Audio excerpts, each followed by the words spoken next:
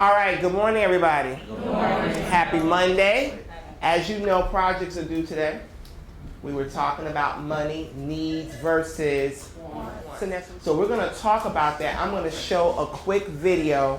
We've probably already seen it already, but I want to refresh your memory about what the purpose of this project is all about.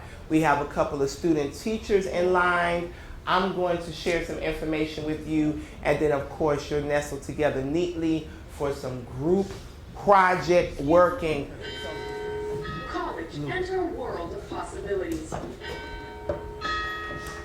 Well, crippling student debt after leaving these doors is one. I introduced a new lesson with technology. I love YouTube. YouTube is my best friend. There are so many videos available, and it just puts flesh on the bones for the student. My lectures can only go but so far, but when they can hear what I've said in class being echoed in from another source, it just kind of makes it more relevant. So usually in this case, as we were dealing with needs versus wants, I introduced this new lesson with videos about people attempting to do what my kids were having to do for this project. They had to shop and feed a family off of a budget of $30 for the week. And so we pulled up videos about, apparently there's this trend of going on within families where they are trying to grocery shop for their families with a budget of $30. So introducing those videos, and also introducing news reports that talked about, financial problems going on within America today, families having to budget, the rising cost of gas, inflation, and so forth.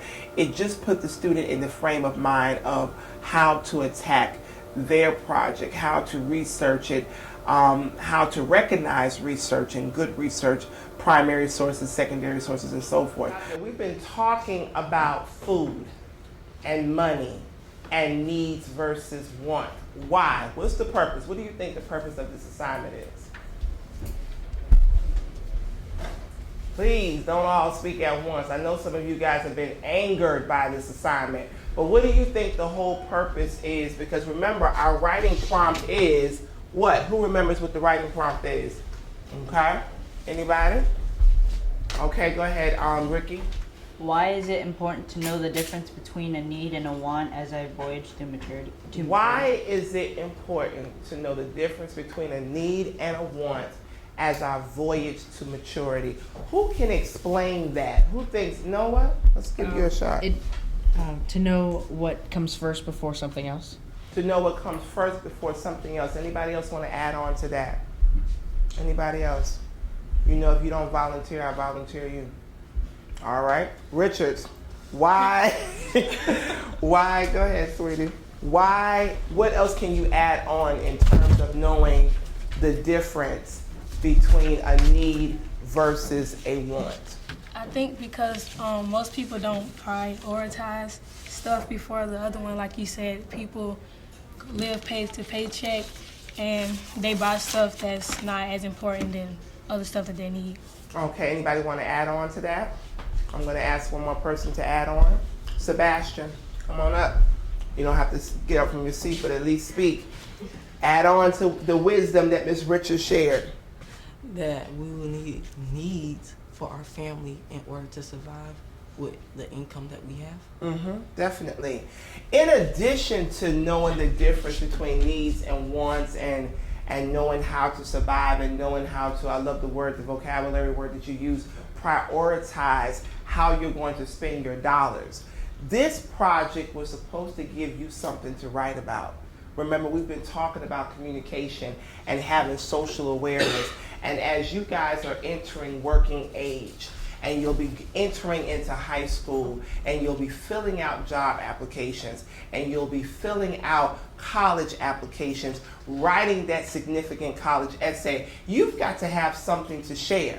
You've got to let the world know that you're very much aware of what's going on in your community. And not only that you are aware of it, but you've been pondering, you've been contemplating some solutions that you would like to share. As I said to you earlier, it makes no sense for you to just have chapter textbook knowledge. If you cannot apply the chapter textbook knowledge into what's going on in your community, it's a hit or miss situation. Nobody's really seeing the relevance of your knowledge. So this project was supposed to help usher you into social awareness and have something more deeply to write about. In addition to that, we are discussing descriptive writing. And what do we say descriptive writing, what's the foundation? If you were to choose one of these vocabulary words, what would be the foundation to descriptive writing? Carlos? There would be adjectives. Okay, but one of these vocabulary words, not, because I don't think I have adjectives, there are some adjective words on the board, but what would be, which of these words would deal with descriptive writing? I'll give you another chance. Vivid. Vivid, one of, but I'm seeing if you can get the one word that would encompass everything. I'll try you, Sinessa. Sensory. Could you reiterate that for me, please? Oh, sensory. Sensory details. And what are sensory details? That is the word I was looking for. What are sensory details? I'm trying, this side is looking awfully quiet. Okay, so I'm going to have to, you're going to save them this one time, Sarita, but I'm going to eventually come on this side. Sarita, what are sensory details? It's describing an object using the 5 senses. Using the 5 senses, the touch. Someone tell me the second one. Smell, taste, hear, Sight. and sight. So when you're writing, why is it important to use sensory details?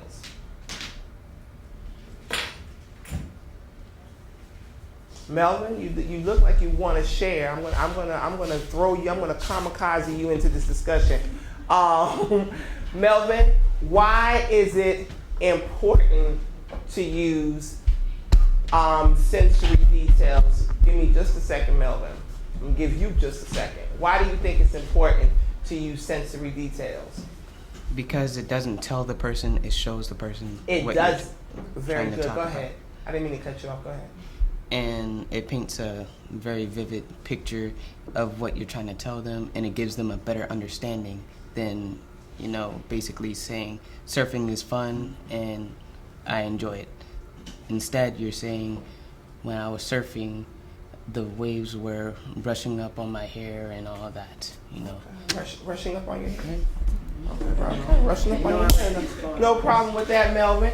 Sometimes when we are quiet, and I love the fact that you had a lot to say, even though you were like kind of apprehensive to speak. Good job. All right, so as Melvin said, in addition to the waves rushing through his hair as he's surfing, he said you need to paint a mental image for that reader. And remember we talked about J.K. Rowling when you guys were Harry Potter disciples back in the day. And when I say back in the day, I mean like what, 2 years ago?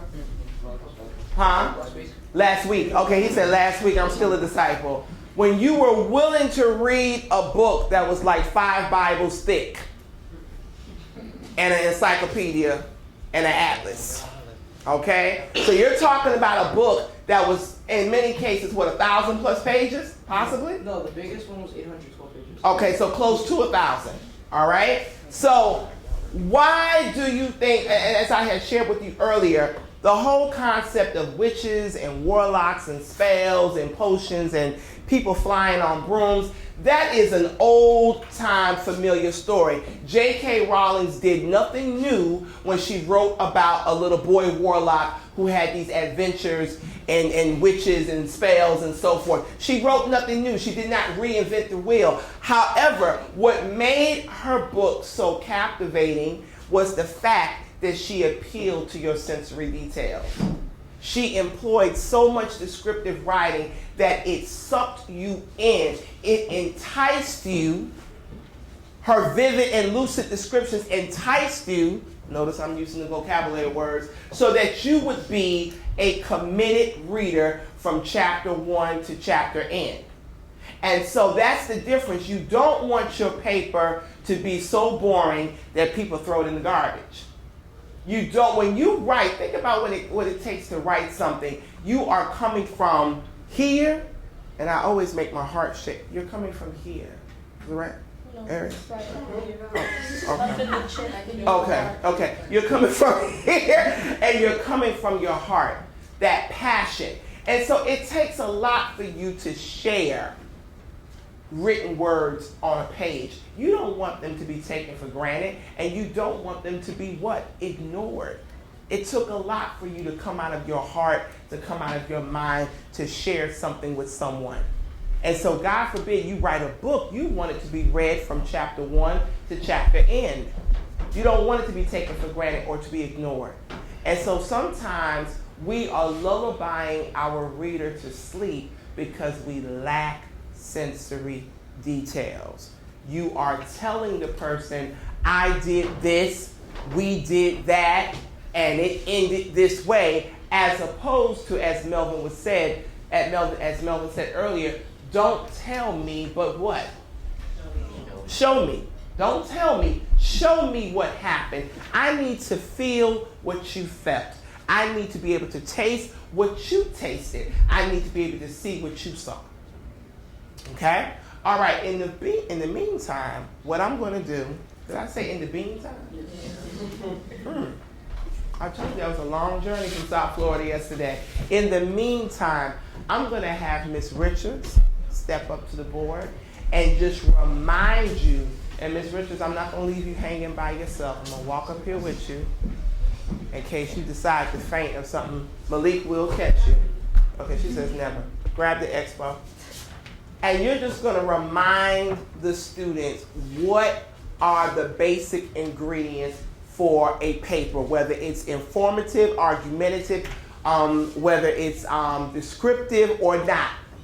What are the basic ingredients for a paper? I'm going to have her do that. As far as the skeletal image of your essay, you got to have that attention grabber, your thesis, that includes your introductory paragraph. And as you move forward, you're having topic sentences, you're having supporting details within your body paragraph. Know your audience. That's part of your convention, because that will allow you to address the needs that your audience will be expecting to be fulfilled. Know the difference, be able to discern if it's informative or argumentative. How are you going to address, am I going to include a counter argument or should I not include that counter argument? These are all things that encompass writing. Students will know I still need an attention grabber for both papers. Do I need a thesis statement, or could I? Okay, so I still need a thesis statement for both papers. What else am I going to need for both papers, whether it's argumentative or informative? You need topic sentences. Okay.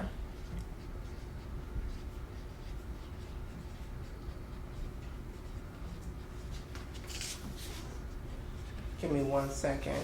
What else am I going to need? Do I still need a wrap-up sentence for each body paragraph? Yes.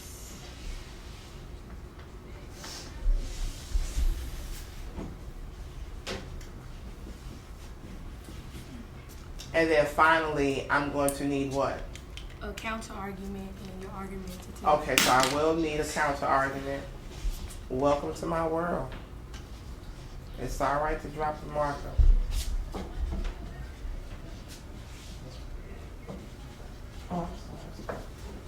So you're going to need a counter argument. That is the discerning difference. That is the major difference between the two essays, right? Yes. And so finally, we have our attention grabber. We have our thesis statement. We have our topic sentences. We have concluded each body paragraph with a wrap-up sentence. And then finally, I'm going to need what? A thesis. Not a thesis. We already said that already. You went to South Florida with me. You just as equally tired. Yes, I hear you. So at the end of my body paragraphs that have been concluded with a wrap-up sentence, what will I need finally? A period? How about a what? Somebody help Richards out. Go ahead. You're right here. Go ahead. Conclusion. We need a conclusion, girl. You said the wrap-up part already. No, that's the wrap-up sentence is for the body paragraph. Okay, So, okay, go ahead. Write that down. Conclusion.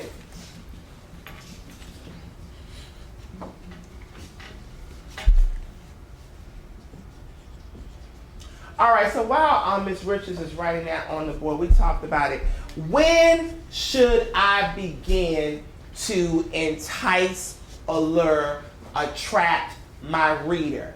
When? How soon should I be able to do this? Hannah? You should do it as in the introduction. Attention grabber. The attention grabber, which would be your Introduction. the introductory paragraph. Mm-hmm. I shouldn't wait to the body paragraph to start attracting my reader. Is that correct? If I've done that, I've waited too long. It's no less than if I'm watching a program, you know within the first 2-3 seconds that, hey, this is a movie worth watching, or hey, I've just changed the channel. So you don't want anyone changing the channel on your paper. So from sentence 1, from the very first word that you write, you need to attract that reader. Okay, I'm going to have, who is responsible for teaching about the attention grabber? Did I have someone noted for that? Come on up. Ms. Richards, you've been saved. And I just want you to talk about the purpose of the attention grabber. What suggestions would you have? And then, of course, can you remind the students about the thesis statement? Do you want me to risk this? No, you don't have to. Just focus on the attention grabber. You can fill that board up like I usually do.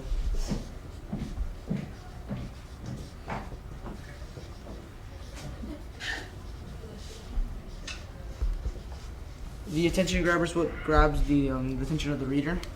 When you do it, like I said, there's 3 different types of ways you can do the attention grabber: the short story, a question,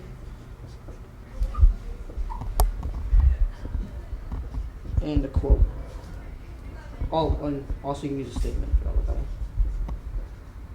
So you're sharing 4, right? 4, yeah, 4. Okay, so you have short story, question, quote, and statement. Okay. And like I said before, the attention grabber is to hook the reader, and also the I can't say it. That's okay. It's like my voice. The what you will do, you have to be very descriptive of your attention grabber to use different types of more better types of adjectives and such to describe. So you like. Well, let me ask you a question. Out of those 4 that you just shared, short story, question, quote, or statement, which do you prefer? What is your writing style? Because it seems to me, is this right, class, that there is no one way to grab somebody's attention, right? It is I'm speaking from a female perspective, it's like a woman choosing shoes.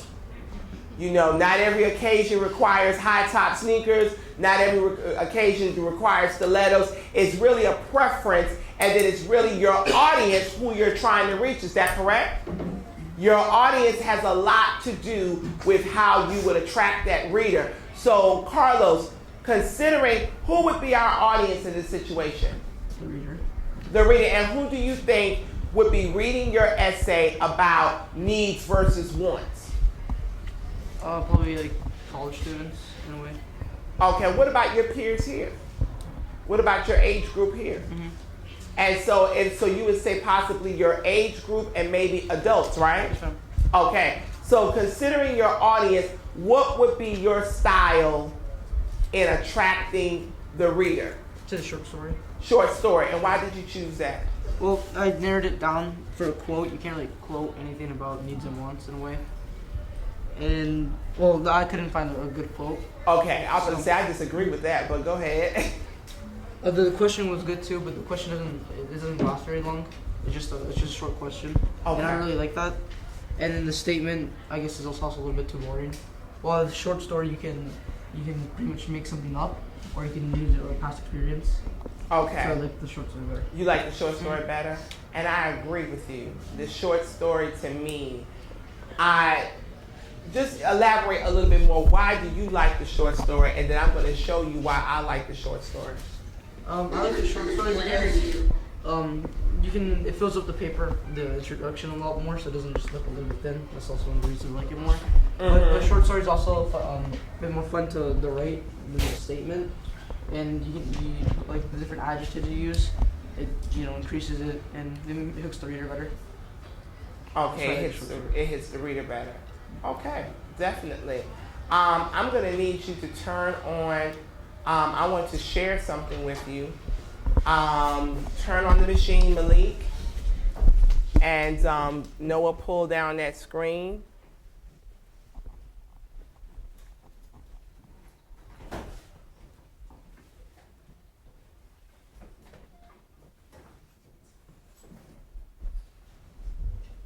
And what we're going to do is give me 1 second, let's let the computer warm up a bit. Once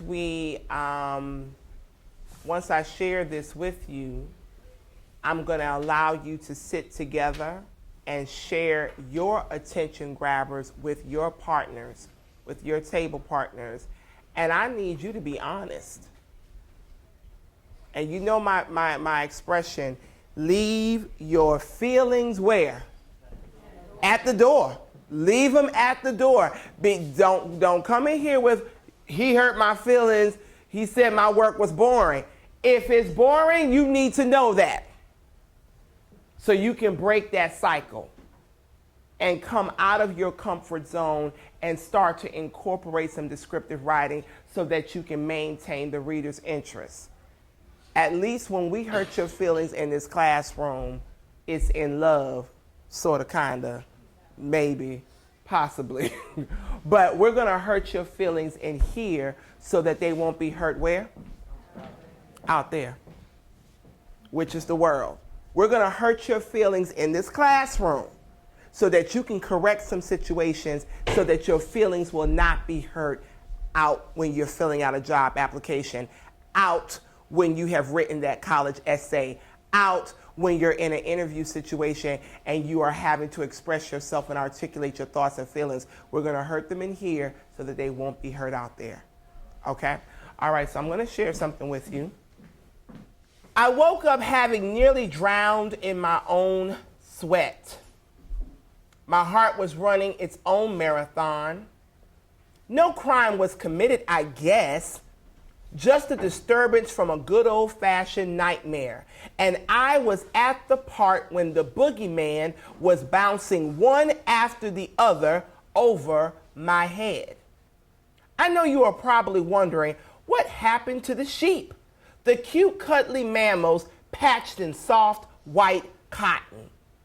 Maybe as I first drifted off to sleep, I was counting sheep, but it wasn't long before I began counting dollar signs and coupons, hoping to have just enough to cover this week's meal. Clueless, are you? So was I, but I will attempt to explain. Not long ago, my teacher bombed the class with the weirdest project I had ever heard. Feed a family of 3 meals a day for 7 days on just $30 a week. Seriously? There was no doubt in my mind that my teacher had gone mad. This project was not just ridiculous, but ridiculously impossible. But then she introduced video testimonies from families proving that it could be done, and news reports of those who struggled to get it done. The faces of those worn with worry over the life or death decision of how much food to buy were uncomfortably familiar. One of the little girls with shaggy hair and ripped jeans reminded me of myself at a time in my life that was just yesterday. Seriously, just yesterday my hair was shaggy and my jeans were ripped, all for style. Who knew that my face and the girl's face on the news were the faces of kids battling against and losing the war on hunger? My teacher said life is about choices. She claims that knowing the difference between a need and a want can determine, for so many people in America, their survival. I think I'm starting to understand. Knowing the difference between a need and a want as I trip and stumble my way towards maturity, because this knowledge teaches that youth wait a minute, just 1 second, I think I messed up. Knowing the difference between a need and a want is important. Let me add that in there for you. Is important as I trip and stumble my way towards maturity, because this knowledge teaches the youth that money is to be respected, and it reminds the youth that poor decisions could turn our desire to grow older into a never-ending nightmare with no cute, cuddly sheep in sight. Getting started is difficult. It's difficult for the best of writers. I, to encourage my students to feel comfortable in that place of getting started, in that place where you're trying to pull yourself out of the depths of writer's block, I tell them to start where they are most familiar, their background knowledge. I tell them to speak from a place that they are definitely familiar with. It could be something that happened earlier in the day during breakfast. It could have been something that happened on the playground. It could have been something that the teacher introduced in the class, may not have been my class, but you can parallel your life experiences, how you see it through your lens with anything in writing. All right, Jared, what do you think? It was good, but I kind of didn't get the boogeyman part because I didn't see him related to what he was talking about, to the boogeyman and his nightmare. Okay. Could you reiterate that again? What did the intro do for you, and what confused you? I really didn't hear him relate the boogeyman story to what he was trying to say. Like, I think it happened, but it happened so late that I was kind of thrown off because he said something about counting sheep and money and stuff. Okay. Sinessa, what do you think about this introduction? Hold on, Sinessa, let's make sure that you are heard. I think it was really good, but like, I didn't really see the thesis, you know? Like, I guess that maybe been after the cuddly sheep. And then I see what he was talking about, the boogeyman. Like, he was talking about how, you know, trying to, making poor decisions and like not being, it's like hunger. Like, that's the boogeyman that's taking control of your life. And like, the cuddly sheep is like, you know, you're not facing that problem. And I guess that he's trying to say that most people are going to start facing that problem without, you know. So you saw a lot of metaphors within this introduction. Did anyone see the thesis statement? Noah, you saw it. I'm curious. Let's see. Well, Hannah, you're right here. Hannah, what did you think was the thesis statement? I think it is knowing the difference between a want and a need as I trip and stumble through my way towards maturity, because this knowledge teaches the youth that money is to be respected, and it reminds the youth that poor decisions could turn our desires to grow old into a never-ending nightmare where there is no cute, cuddly sheep in sight. Okay, so how many paragraphs do you think this essay is going to be? About 2 or... What do you mean, 2 body paragraphs? Yeah. So a total of how many? 4. 4. And so the first body paragraph will be about what? Can anybody figure that out? If that is in fact Jade, go ahead. What do you think the first body paragraph is going to be about? How money should be respected. How money should be respected. Did anyone catch the second body paragraph? Jashawn, right here. What do you think the second body paragraph is? You couldn't see? Like, I'll read the thesis statement, what I think is the thesis statement. Okay. Knowing the difference between a need and a want is important. That word important is out, but I'll say it for that person. Knowing the difference between a need and a want is important as I trip and stumble my way towards maturity, because this knowledge teaches the youth that money is to be respected, and it reminds the youth that poor decisions could turn our desire to grow older into a never-ending nightmare with no cute, cuddly sheep in sight. About poor decisions, how it'll make an outcome in the future. Okay, so you're saying the second body paragraph is going to be about poor decisions. Any closing comments about this attention grabber? Did it grab your attention? What made it grab your attention? I want one more person to just share that. What made it grab your attention? Max? Hold on, Max. It used descriptive writing. It talked about how sweat was dripping down and his heart was racing. So you caught the descriptive writing. Yes. You said that he mentioned how the sweat was dripping down. What else did you see was descriptive? Go ahead, Noah, pull those lights down just for a minute. And so that we can, what else? Let's look at what Max is catching for the descriptive writing. What did you find? About how his heart was running its own marathon. Okay. Anything else you saw that was descriptive? That's it. So you said from the beginning, you said I woke up having nearly drowned in my own what? Sweat. The heart was running its own marathon. Did anyone else catch a descriptive piece of writing within that attention grabber? Okay. All right. What I thought was descriptive when he also mentioned, I know you are probably wondering what happened to the sheep, the cute, cuddly mammals patched in what? Soft, white cotton. Would you find that descriptive? Okay. I'll let you in on a secret. You can turn on the lights. The author of this attention grabber is me. I wrote that. And so, yes, surprise. You know, okay, well y'all, you don't have to spare me my feelings. It was kind of what?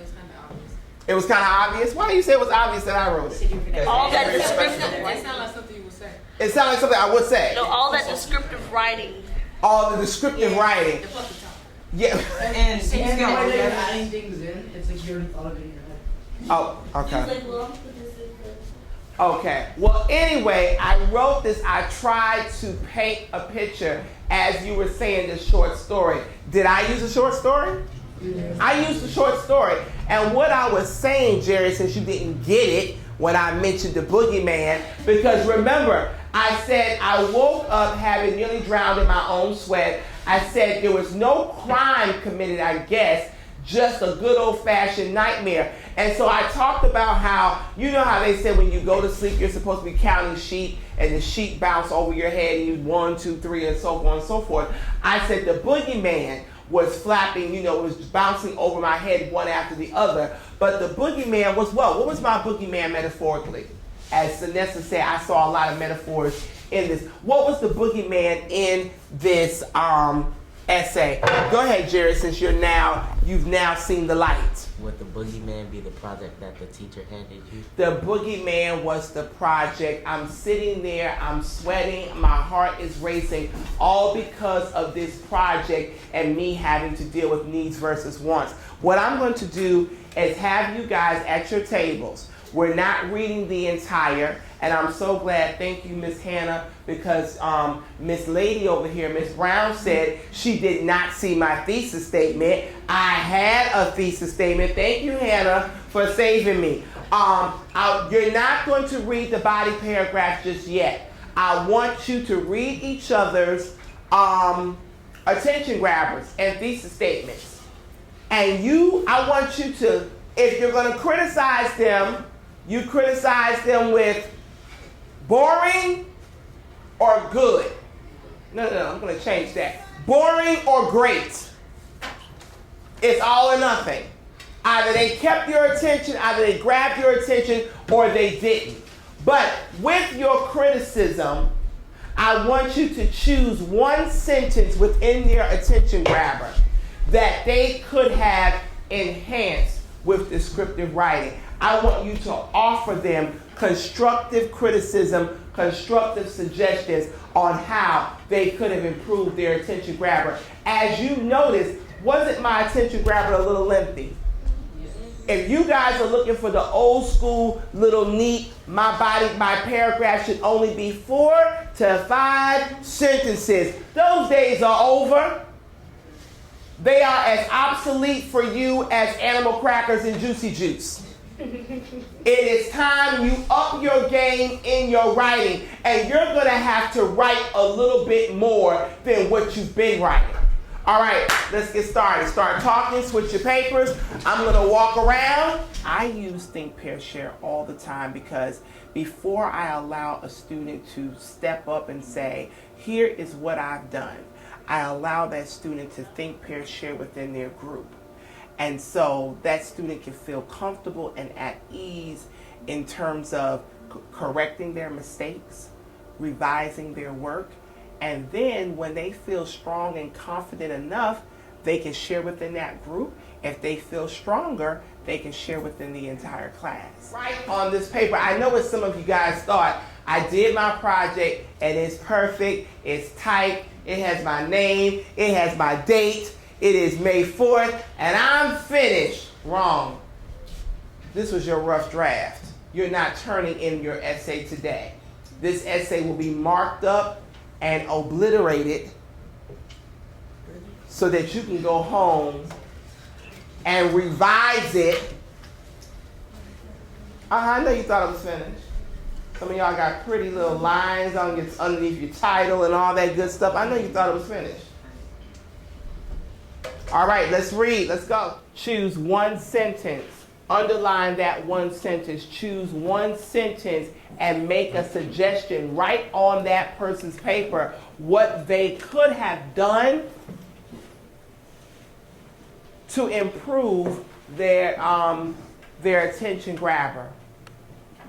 Remember, ladies and gentlemen, this is the first 5 seconds of the movie. And I have actually gone to the movie theater and spent my $10 and have been ever so tempted to walk out if it were not for the fact that I'm cheap. But I've seen people walk out of movie theaters because they said, you know what, keep my money, but you can't keep my attention, I'm out of here. You don't want people to do that with your paper.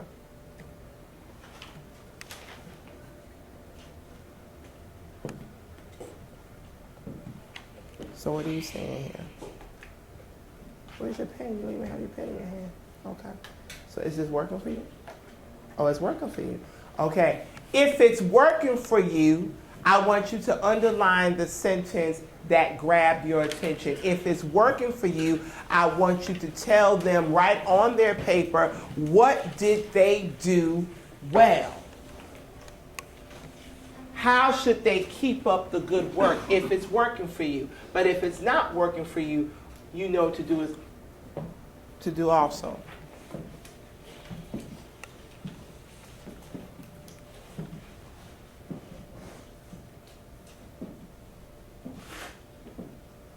I see people underlining that sentence. I see people putting a little asterisk by the sentence that they like.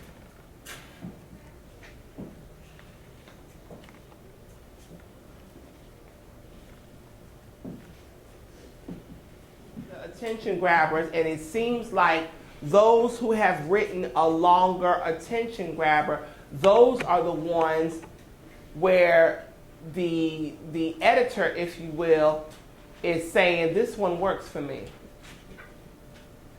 But if you wrote the little eensy weensy spider, attention grabber, introductory paragraph, little eensy weensy, I fulfilled my obligation, I have 4 sentences, I'm moving on. That's not enough to grab a person's attention. Okay, what's going on over here? Does it work, or you can't just allow them to collaborate and you walk away? You have to engage in the collaboration as well. So what I did is, and what I always do, I walk around. I'll sit at their desk. I know I really don't have a stationary desk for the teacher. My desk is some little, corner that I kind of huddle in temporarily, because as my students are doing group work or collaboration, I'm sitting at their desk, I'm walking around and I'm moving about to make sure that they're on task.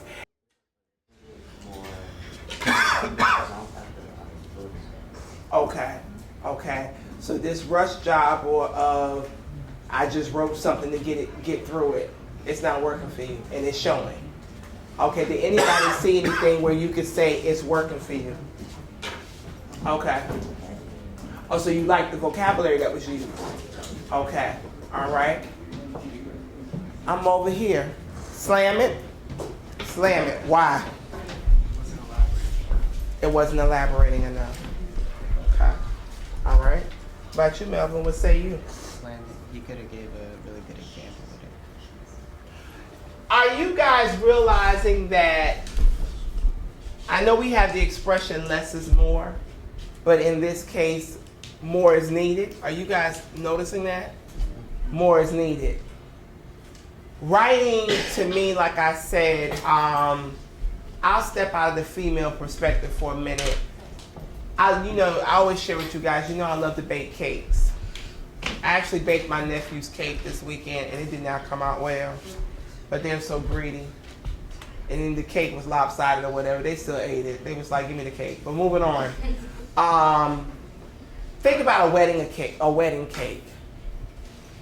And most of the times, did you know that wedding cakes are nothing more than just little box cakes, like a Duncan Hines? It's not it's not from scratch. These cakes are just a regular, for the most part, plain Jane vanilla cake.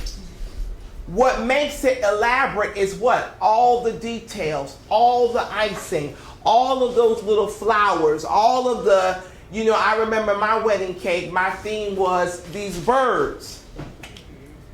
And so the person who did my wedding cake incorporated tropical flowers. And so it was so beautiful with these birds on top of it. It was so beautiful, you didn't even want to what? You didn't want to eat it. You just wanted to look at it. It captivated you so well.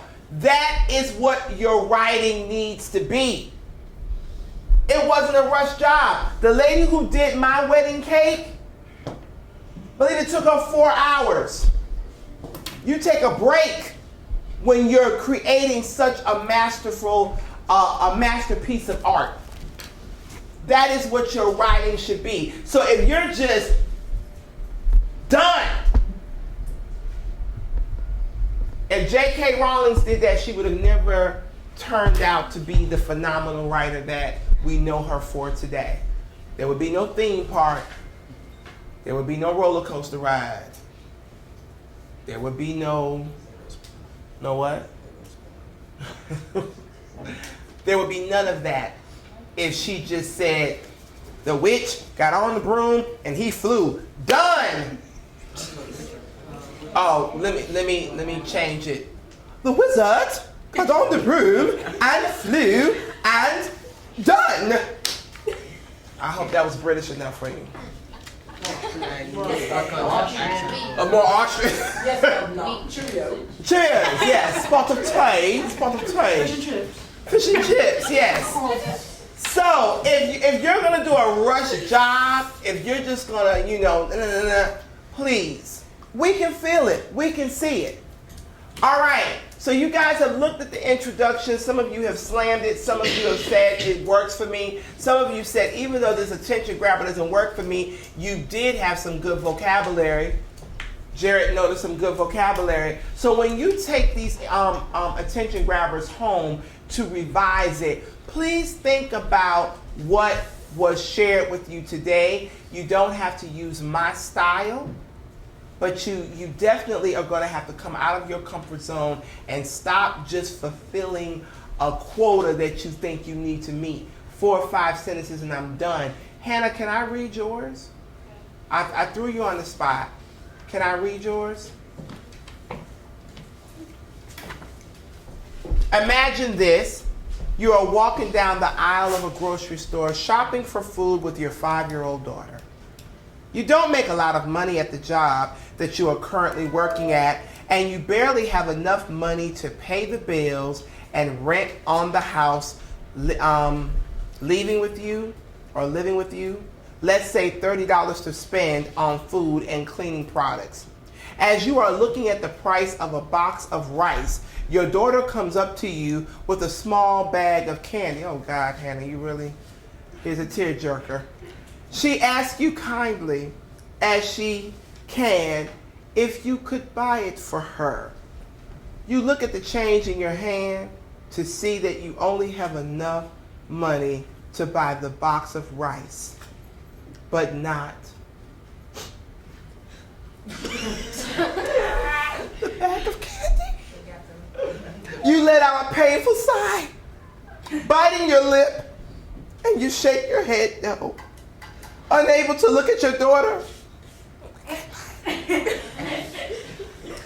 The awful feeling of wanting to buy your daughter something sweet, like a bag of candy or a new toy, versus buying something so that you and she will not go to bed hungry, sinks in.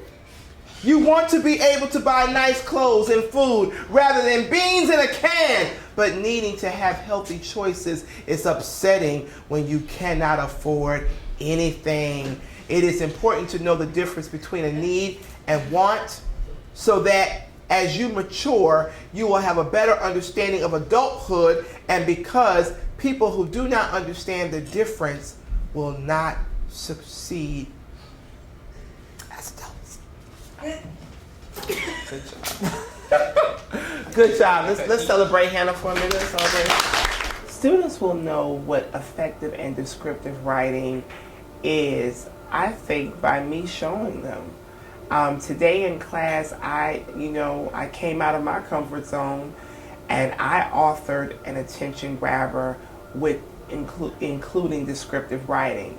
So I wanted them to, I didn't tell them that it was from me at first, but they know my writing style, they know my teaching style, so they kind of put two and two together very quickly and made an educated guess and said, that's probably Ms. Parnell's work. But by me coming out of my comfort zone and sharing with them, hey, look, this is what I think descriptive writing is.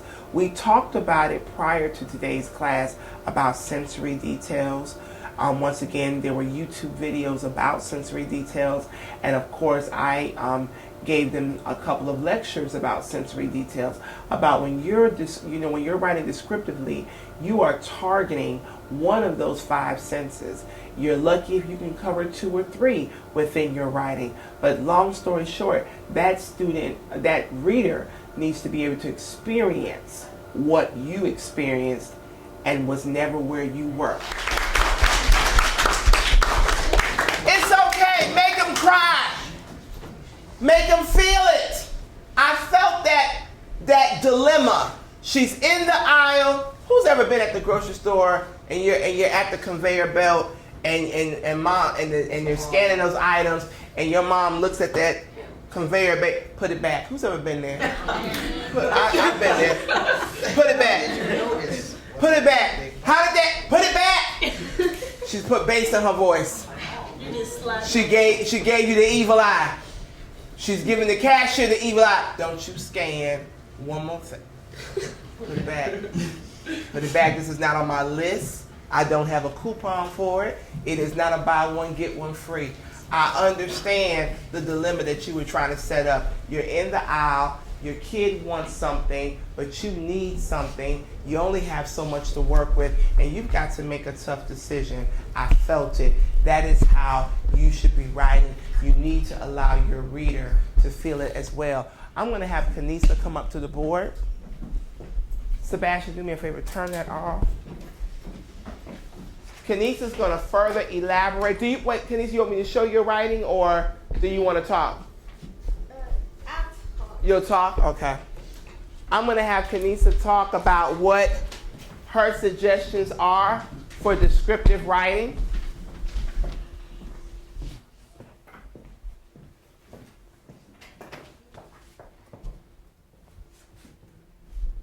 Okay, go ahead, Kanisa. So this is the body paragraph for a descriptive writing. And when you're doing a body paragraph, if you're writing for an informative paper, you want to make sure that when you do your topic sentence of your body paragraph, that it matches the thesis. And your thesis is what answers the prompt question. So once you have your thesis down, you can start on your first body paragraph, and your body paragraph should start off with a transition word and a topic sentence. Your topic sentence is going to include your answers that was in your thesis. I want to just interrupt for a minute. When you said the topic sentence needs to match the thesis, you mean one of the ideas in your thesis need to connect with the topic sentence, right? Okay, I just wanted to make sure. And then when you are writing your body paragraph, you want to make sure that you include details and make sure that your reader pictures what's going on in your writing. And also you want to give backup knowledge, especially for an informative writing. You want to make sure that you give information. So you might want to... Let me interrupt you real quickly. What do you mean by incorporating background knowledge? What kind of background knowledge could these students have incorporated? None of them have jobs. Maybe a few have a paper route. Maybe a few of them are cutting grass on the weekends and earning some income that way. You babysitted some, you watched some Brat last week. I'm joking. You took care of somebody, you maybe earned a little income that way. But what kind of background knowledge could they have incorporated in this paper?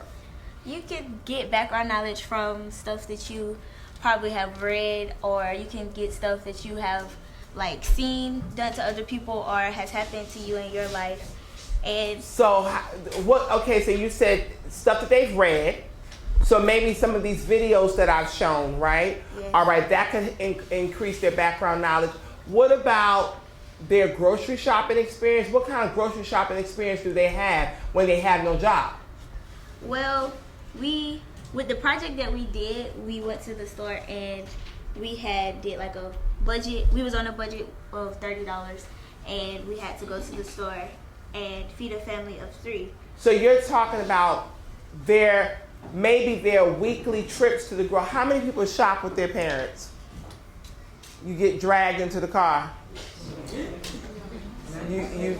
Somebody jolts you out of the bed, get in the car.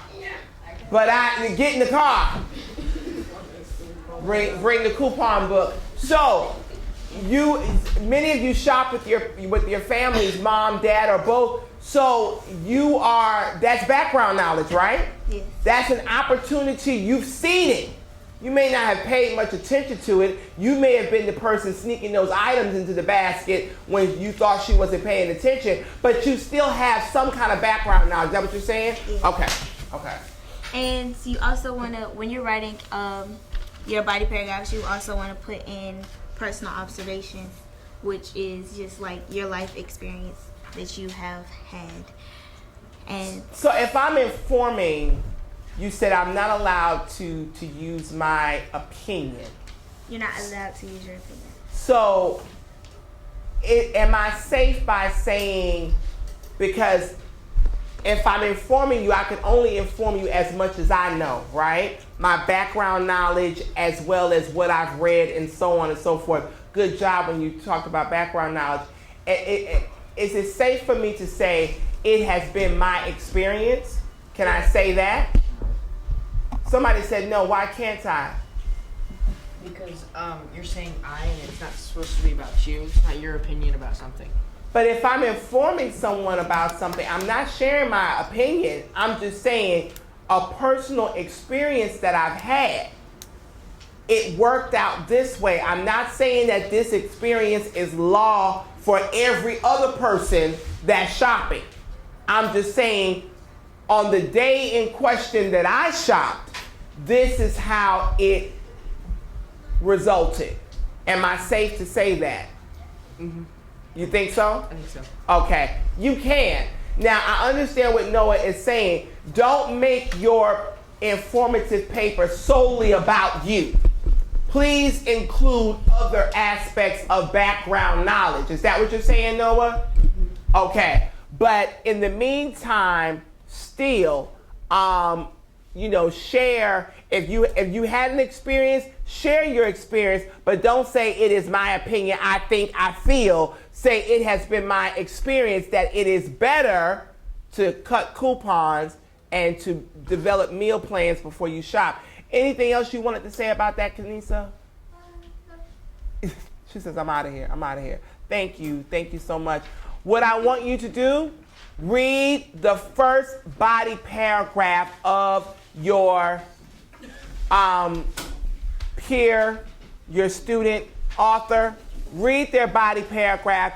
As Kanisa said, check to see if they're on topic, Jashawn. Check to see if the idea expressed in their topic sentence is coming directly from where? Hello? The what? The who? The thesis. So make sure that it's coming from the thesis statement, and then make sure that they're staying on topic within their body paragraph, but including that element of descriptive writing. If it works well for you, express why. Write on that person's paper. Express why it worked well for you. Underline a sentence that really hooked you.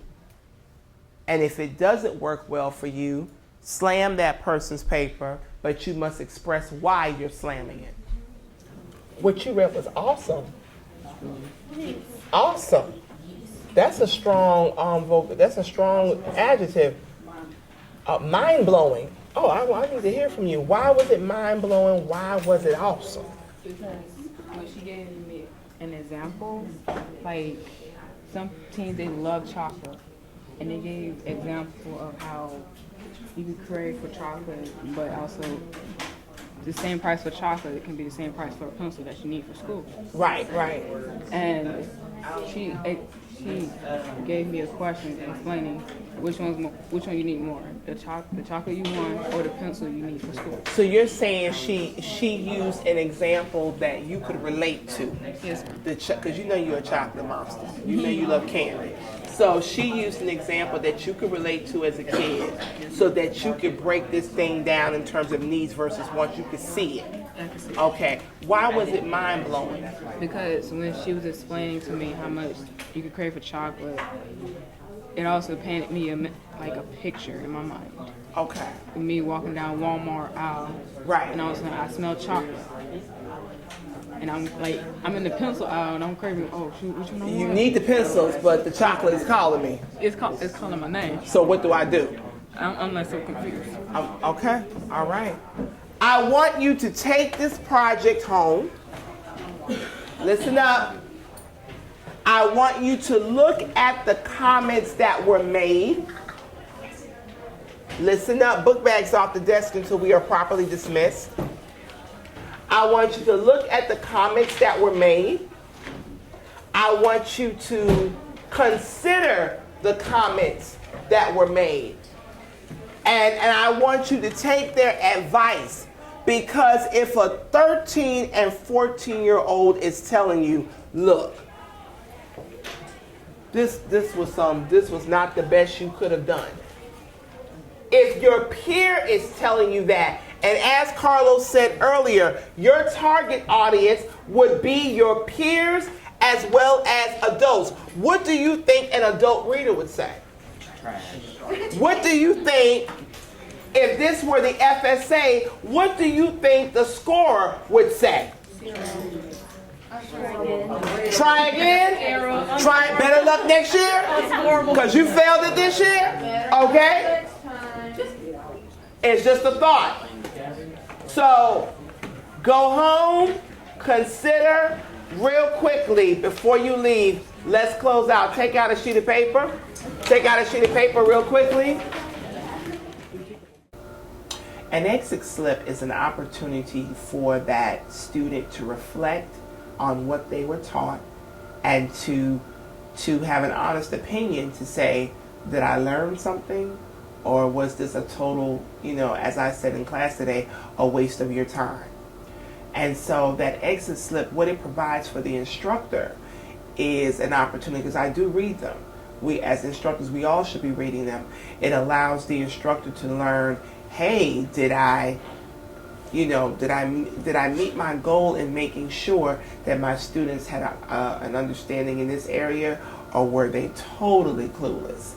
And so if they were totally clueless, then that forces me to go back to the lab, re-strategize, replan, and develop another way of conveying that lesson.